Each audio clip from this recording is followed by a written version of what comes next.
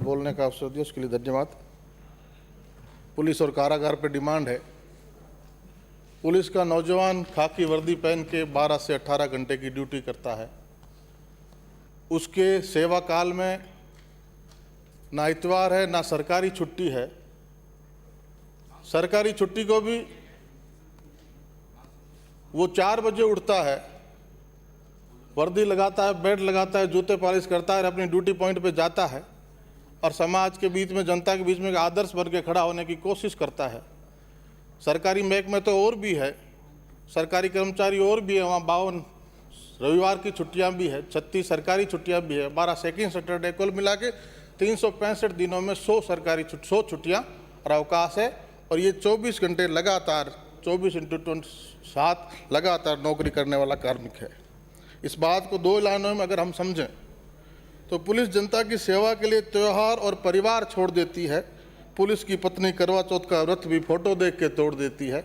ऐसी कठिन और हार्ड ड्यूटी करने वाला पुलिस कार्मिक, और उसके बाद भी प्रदेश में हमारे लॉ एंड ऑर्डर की स्थिति कि महिला अत्याचार में प्रदेश अव्वल, दुष्कर्म के मामलों में प्रदेश अव्वल, दलितों पे, पिछड़ों पे अत्याचार में प्रदेश अव्वल।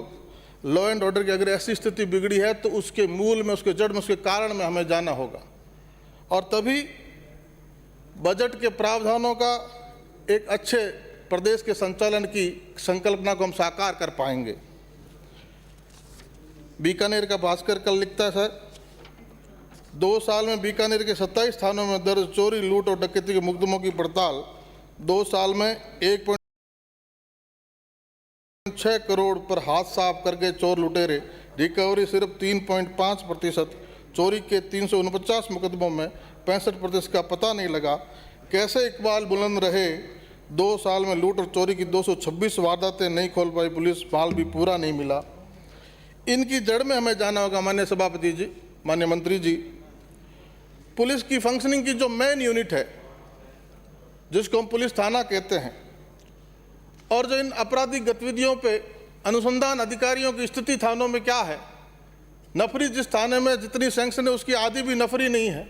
अनुसंधान अधिकारियों की बहुत बड़ी कमी है और उसकी बानगी देखिए माननीय सभापति जी कि सब इंस्पेक्टर उपलब्ध है 2675 और रिक्त है 2080। एएसआई उपलब्ध है 4973 और रिक्त है 5149। हेड कांस्टेबल 16024 उपलब्ध है, 4334 रिक्त है और कांस्टेबल 59,000 की नफरी है, 4000 के लगभग रिक्त है।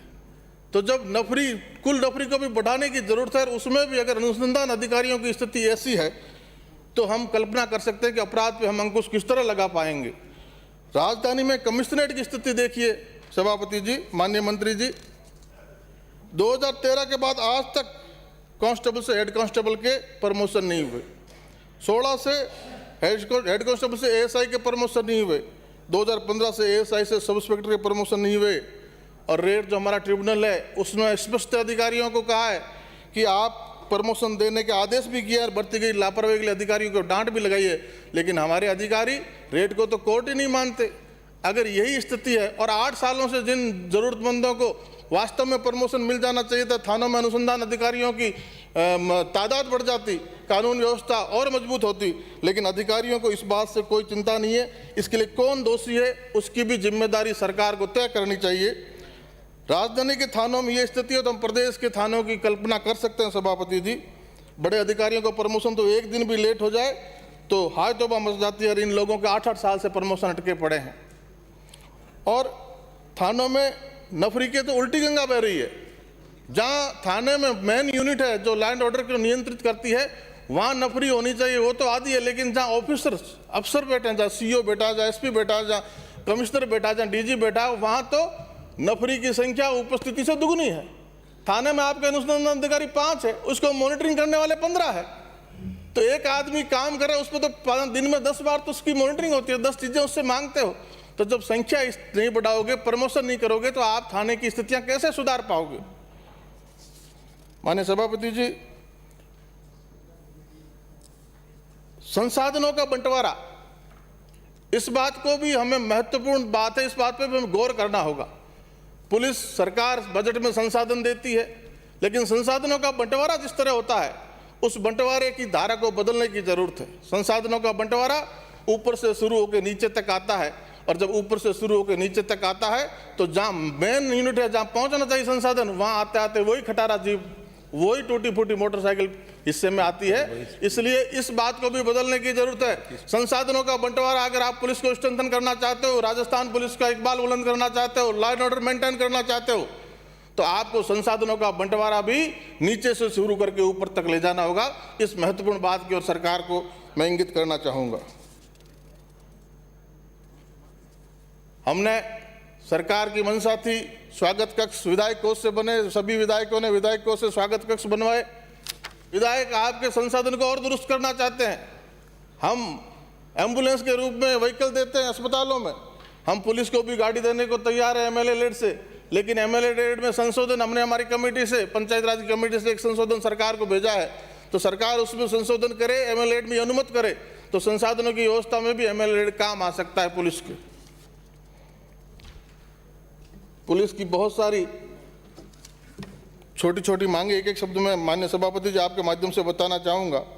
पुलिस कांस्टेबल की ग्रेड पे 3600 करने के लिए राजस्थान के इस सदन के 125 से ज़्यादा विधायकों ने सरकार को लिखा है, और 12 पास दूसरे जो समकक्ष विभाग है उनमें कार्मिकों की ये ग्रेड पे है। इसलिए राजस्थान पुलिस के इस नौजवान की भी इस स्थिति को समझते हुए हमें 3600 ग्रेड पे करनी चाहिए। प्रमोशन की बात तो मैंने कही, वो समय पे करने चाहिए, और 24/7 हार्ड ड्यूटी के लिए मिलने वाला हार्ड ड्यूटी अलाउंस भी हमें बढ़ाना चाहिए। जिसका अलाउंस भी बढ़ा के हमें इन कार्मिकों को देना चाहिए। ड्यूटी का समय भी निर्धारित करना चाहिए, 8 घंटे 10 घंटे, सप्ताह में एक अवकाश की लंबे समय से हेडक्वार्टर्स बात के लिए कई कमेटियां बना चुका है, तो उस पर भी हमें मंथन करना चाहिए। साप्ताहिक एक अवकाश तो कम से कम कार्मिकों को मिले। मेस भत्ते की बात मान्य हमारे साथियों ने की, वो भी बढ़ाना चाहिए, वर्दी भत्ता। और कार्मिकों को इस बजट में मोटरसाइकिल की बात मुख्यमंत्री जी ने कही, तो निश्चित रूप से एक एक थाने में 10-10 मोटरसाइकिल और प्रत्येक कांस्टेबल को, हेड कांस्टेबल को पेट्रोल और डीजल का अलाउंस मिले, तो त्वरित कार्रवाई से अपनी साधन से वहाँ जा सके। और उपनिरीक्षक परीक्षा में जो आरपीएससी सीधी भर्ती कराती है, उसमें भी 20% विभागीय पदोन्नति से होना चाहिए। माननीय सभापति जी, सभी सर्विसों में होता है तो इसमें क्यों नहीं। आरएससी की स्थिति माननीय सभापति जी, आरएससी में कंपनियों का रोटेशन हर दूसरे साल, हर एक साल या हर दूसरे साल बदल देता है। कम से कम 5 साल का स्थायित्व तो उनको दीजिए, और अगर आप एक साल में बदल देते हो तो कितनी पारिवारिक कष्टों को आरएससी का नौजवान झेलता है, और कितना मानसिक संताप में रहता है। उसको सत्ता पक्ष के साथियों को तो भुगतना नहीं मिलता। हम विपक्ष के लोग कोई आंदोलन में जाते हैं तो वो कितनी जोर से लाठी चलाता है, उसकी संताप को भी समझने का काम आप करिए। सभापति जी 2 मिनट का समय और लूंगा सभापति जी। और आरएससी की स्थिति, इस बात को समझने सुधारने की बात कोशिश करे सरकार। हमारा कारागार पे भी आज डिमांड है। गृह विभाग के अंतर्गत पुलिस भी आती है, कारागार भी आता है, आरएससी भी आती है, और नियमित नियोजन है। फिर जेल कर्मियों को असमान वेतन क्यों, इस बात तो और भी सरकार और मंत्री जी ध्यान दे। जेलों से अपराध की बात उपनेता प्रतिपक्ष राजेंद्र राठौड़ जी ने कही। ये लॉरेंस गैंग, 007 गैंग, गुठली गैंग, हड्डी गैंग, ये किस तरह की गैंगे हैं। राजस्थान की पुलिस अगर मजबूती से इरादा कर ले तो जिंद एक जिले में, एक शहर में 5-7-10 लोगों का इलाज ढंग से कर दे तो दूसरे लोग सबक लेंगे। राजस्थान में अमन कैन और भाईचारा शांति कायम रहेगी। होमगार्ड की स्थिति भी माननीय सभापति जी, इनका मानदेय भी 10% आपने सब कोरोना काल में बढ़ाने का दूसरे उसमें किया, तो इनका भी बढ़ाया जाए। इनकी भी लंबे समय से मांग है। एफएसएल की लेबोरेटरीज की जो पेंडेंसी है वो राजस्थान में बहुत चिंताजनक है। माननीय सभापति जी, सरकार एफएसएल की लेबोरेटरी बढ़ाए या संसाधन बढ़ाए, रिक्त पदों को भरे, तो जल्दी से जल्दी रिपोर्ट आए तो कानून न्याय सही समय पे मिले, और न्याय समय पे नहीं मिले तो न्याय अन्याय के बराबर है। माननीय सभापति जी, एसीबी की बात आई। एसीबी ने राजस्थान में बहुत प्रभावी कार्रवाइयाँ की है, बड़ी बड़ी कार्रवाइयाँ की है, लेकिन फिर भी ट्रांसपेरेंसी इंटरनेशनल की रिपोर्ट कहती है कि हम भ्रष्टाचार में भी अव्वल स्थिति में है। तो ये जो, इसके लिए एसीबी तो अपना प्रयास कर रही है मुस्तैदी से, लेकिन इसके लिए जिस तरह एक विचार सदन में आया कि हमें हमारे कार्मिकों का एक ओरिएंटेशन करना चाहिए, उनके नैतिक बल को मजबूत करने के लिए उनमें इस बात को संचारित करने के लिए लगातार ओरिएंटेशन प्रोग्राम होने चाहिए, ताकि हमारे कार्मिकों का एक इस तरह समाज में भ्रष्टाचार के विरोध में जैसा बात है, समाज उनका ओरिएंटेशन बहुत जरूरी है। इन सब बातों के मदद से माननीय सभापति जी, मैं मेरी बात को पूरी करना चाहूँगा। मेरे नोखा क्षेत्र की 2-3 बातों को लेके, नोखा में 5वां हमारा थाना है जो बहुत रिमोट एरिया में है, बहुत छितरी हुई, बहुत बड़ी आबादी की और बहुत दूरी उसके बहुत बड़ा क्षेत्र आता है। इसलिए मादक पदार्थों की तस्करी पर अंकुश लगाने के लिए और इन सारी कानून व्यवस्था को मजबूत करने के लिए उस 5वें थाने के अंतर्गत कक्कू गांव में एक चौकी की स्थापना की जाए और रेलवे स्टेशन पे भी जीआरपी चौकी की स्थापना हो और महिला अपराधों की बढ़ती हुई संख्या को देखते हुए नोखा के अंदर एक महिला थाने की स्थापना हो। मैं माननीय सभापति जी आपका पुनः बहुत बहुत आभार व्यक्त करता हूं और सरकार से मांग करता हूं इन सारी बातों पर गौर करें।